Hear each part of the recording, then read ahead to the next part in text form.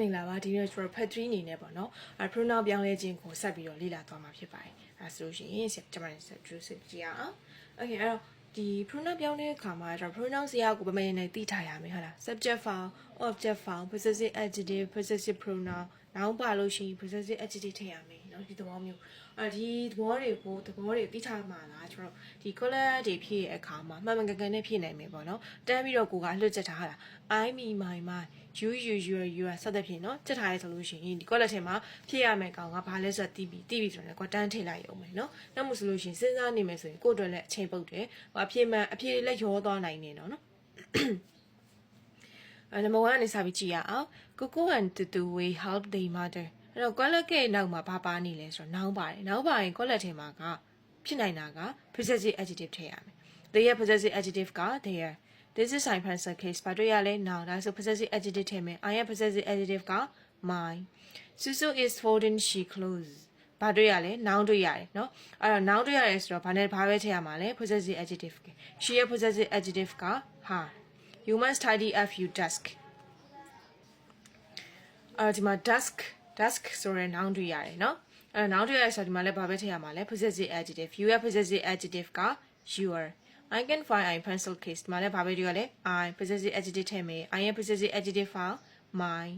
The tiger were sleeping in their cages ဒီမှာလည်းဘာပဲတွေ့ရလဲ now နောက်မှတွေ့ရတယ်ဆိုတော့ဒီဘက်မှာလည်းဘာပဲထည့်ရမှာလဲဆိုတော့ possessive adjective ပဲထည့်ရမှာ they are Nini and his friends were happy. friends ကကျတော့ဒီ colleague ကနောက်မှာ friends ဆိုတဲ့နောင်ပါတယ်ဒါဆိုရှင်ဒီမှာလည်းဘာပဲထည့်ရမှာလဲ possessive adjective ပဲ he ရဲ့ possessive adjective က his the tiger chased he အဲ့ဒီမှာဆိုလို့ရှိရင် colleague ကနောက် baby ဝယ်ရကြည့်လိုက်တော့ဘာတွေ့ရလဲဆိုတော့ buff ကိုတွေ့ရတယ်အဲ့တော့ buff ကနောက်မှာဆိုလို့ရှိရင်ဘာဖြစ်နိုင်လဲ object he ရဲ့ object form he him he ရဲ့ subject form him က object form him ကိုထည့်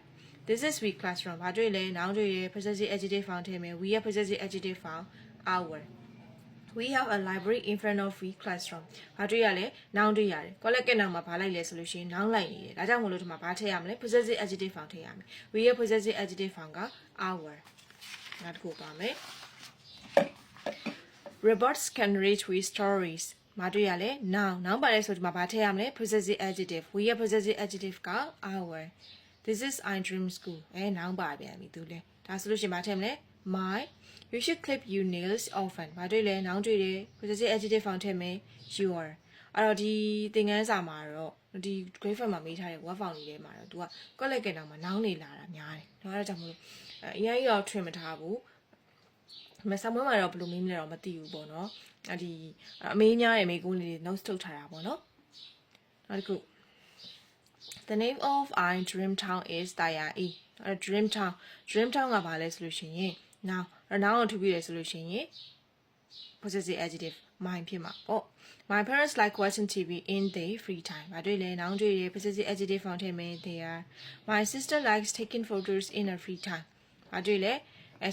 noun တွေ့တယ် noun တွေ့ possessive adjective form ထည့်မယ် her. My brother loves riding a bike in his free time. No, အဲ့တော့ဘာတွေ့ရလဲ noun တွေ့ရ possessive adjective form ထည့်တော့ his I like doing puzzles in my free time ဟုတ်ပြီမလည်းဘာတွေ့ရလဲ noun တွေ့ရတယ် possessive adjective form ထည့်မယ် my အဲ့ဒါကို Shay will send to Blank and tomorrow အဲ့တော့ဒီမှာက collocation မှာ to ဆိုတဲ့ preposition ရှိရယ်နော်တချို့အဲ့တော့တချို့နေရာတွေမှာလေအဲ့လိုမျိုး preposition တွေပါရင် preposition နောက်မှာ object လိုက်တယ်မှားပြီးတော့တမ်းပြီး object ထည့်လိုက်မိမယ်ကိုကကြည့်ရဲ့အခါမှာတေချာကြည့်ရမယ်နော်ဒီမှာ and ဆိုတဲ့ noun ကြီးပါနေတယ်နော် and ဆိုတဲ့ noun ကြီးပါနေတယ်ဆိုတော့ဒီတစ်ခုလုံးက object လို့ပြောရချင်တာဟုတ်လားဒီတစ်ခုလုံးကြီးကိုဘာလို့ပြောချင်တာလဲဆိုတော့ object လို့ပြောချင်တာအားကြောင့်မို့လို့ဒီနေရာမှာ object သားထည့်လို့မရအောင်ဒီတစ်ခုလုံး object လို့ပြောချင်တာအဲဒါသူ့နောက်မှာ noun လိုက်နေတာဖြစ်တဲ့ကြောင့် possessive adjective form ထည့်ပေးရမယ်her နော် I bought young bucks for my friends ဘာတွေ့ရလဲ noun တွေ့ရတယ်ဒါဆိုလို့ရှိရင် I have possessive adjective my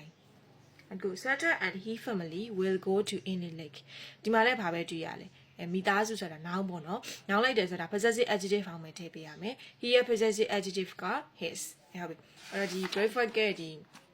အမေများရဲ့စောက်ထဲမှာပေါ့နော်ဒီပေးထားတာဒီ pronoun နဲ့ပတ်သက်တာက22ပုတ်ပဲရှိတယ်နော်အဲ့တော့အရင်ကသူကအမေမများဘူးပေါ့နော်အမေများတာကတော့အရှိကတင်သွားတဲ့ noun ပေါ့နော် noun ပါမယ်နောက်တစ်ခါလာမယ် adjective တွေပါမယ်နော် adjective မှာလည်းသူကအများကြီးရှိတာဟုတ်လားဒီ1 D2 D3 ထည့်ရမှာလားရို့ adjective ထည့်ရမှာလားနော် noun ရဲ့ဒီစဉ်းစားမစဉ်းစားနည်းလေးတွေအများကြီးပေါ့နော်ပညာသားပါတယ်ပေါ့မေးရတာအဲ pronoun ကတော့အများကြီးမရှိဘူးအဲ subject ထဲမှာလား object ထဲမှာလား possessive adjective ထဲမှာလား possessive pronoun ထဲမှာလားစသဖြင့်စဉ်းစားရတာပေါ့နော်အဲ့တော့ subject နေရာမှာဆိုဘယ်လိုဖြစ်မလဲဆိုတော့ sentence အရှိဆုံးမှာကွက်လက်ပေးထားမယ်ကွက်လက်ထဲမှာ pronoun ပေးထားရဲဆိုတာ subject ထည့်ရမယ်နောက်တစ်ခု verb ကနောက်ကိုချက်ကြည့်မယ် verb ကနောက်ကိုချက်ကြည့်လိုက်တဲ့အခါမှာ verb ကနောက်မှာတော့ object လိုက်တယ်ပေါ့နော်ဒါပေမဲ့ဒီ Queen ရဲ့အကောင်ရဲ့နောက်မှာ noun ပါရင်တော့ possessive adjective ထည့်ရတာများတယ်နော်ဒါပေမဲ့ preposition ရဲ့နောက်မှာpreposition ရဲ့နောက်မှာ object လိုက်တယ်เนาะဒါပေမဲ့ဒီလိုမျိုး object ထည့်ရပြီးမဲ့လို့သူ့ရဲ့နောက်မှာ noun ကပ်ပါလာပြန်ရင်လည်းဒါ possessive adjective ထည့်ရတာပဲเนาะဒါ possessive pronoun ဆိုတဲ့အဓိပ္ပာယ်က